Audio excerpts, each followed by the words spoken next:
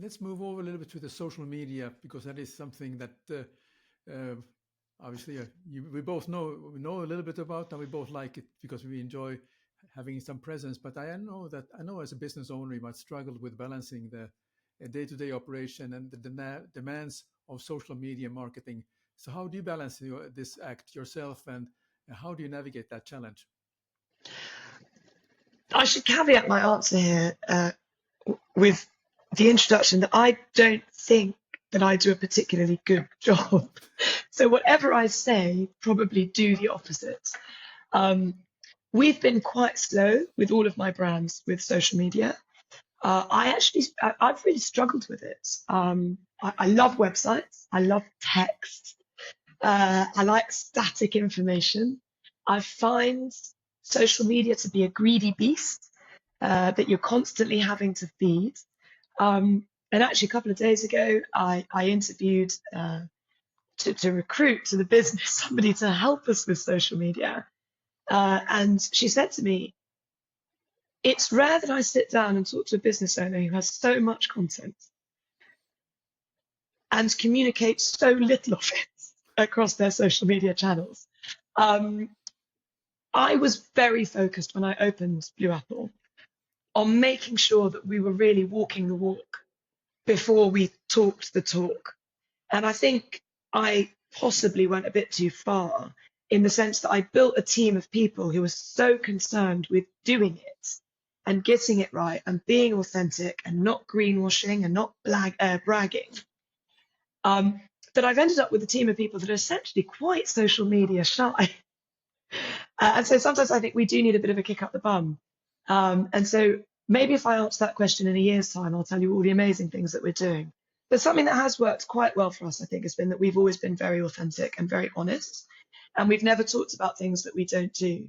And one of the comments that I hear most frequently from guests is, I honestly don't know why we didn't come to Blue Apple first.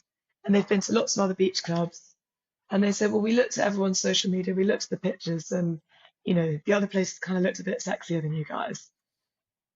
And then we got here. Firstly, it looks much better in real life than it does in the pictures. Secondly, the service is brilliant. The food is fabulous. We can see that you guys are focused on actually doing the job. And we just sort of feel a bit sad that we didn't come here straight away. Now, that is, on the one hand, extremely gratifying. On the other hand, of course, especially if you're a social media manager, that is incredibly frustrating. So that's an area of focus for us now, is how to strike that balance and how Well, I to think tell our story without bragging.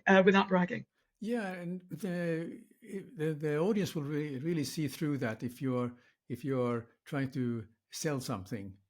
Basically, the idea is that you should, in a one way, solve a problem that the customer has before they travel somewhere, and then they start to see that, well, let me take you back to our uh, glass crushing machine. Even that 5 minute story makes an impact of what you're really doing, and because you're telling here now in our conversation here a lot of things that you're doing, and you can also, by whoever does that, have a mobile device in their hand, and they walk around just showing it for 5 minutes, and that goes a long way. And once that distributed to those usual suspects in the social media, then it will spread very quickly. And then there are also uh, channels, platforms that has been growing that are not bound to algorithm, because the challenge is that how do you make sure that it is distributed. So now there are platforms which don't use, but are only a subscription based and not using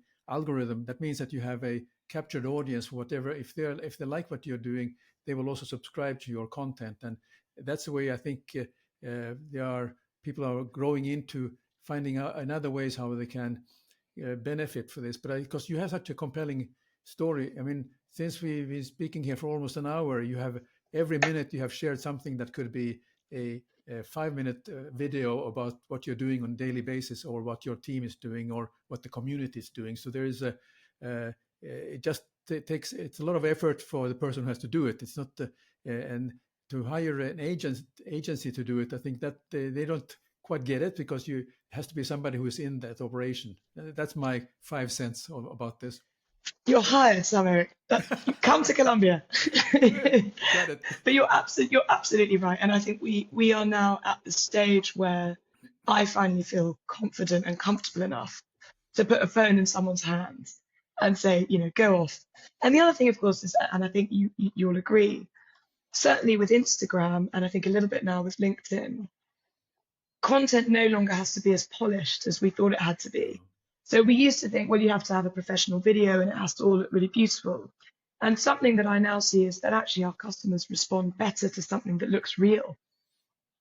Yeah. And things that are almost too staged, they belong on the website. So they understand, that's you wearing your makeup and your ball gown and presenting your best self. But your social media, that's you going to the gym and walking about, doing your groceries.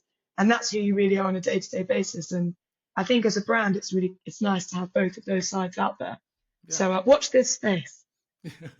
And I think, and I noticed it changed in like radically it changed during the COVID pandemic, where you start to see all these videos or conversations where you have the dog crossing the room where the interview was happening, and nobody thought there was anything special with that, or and then or somebody walked in, or the baby crawls in, and it was quite normal. There was nothing wrong with that. Before that, it was absolutely a huge no-no, because you had to have a TV studio perfection with a great backlighting and so on. But now it's the content that matters, and how it's presented in a way.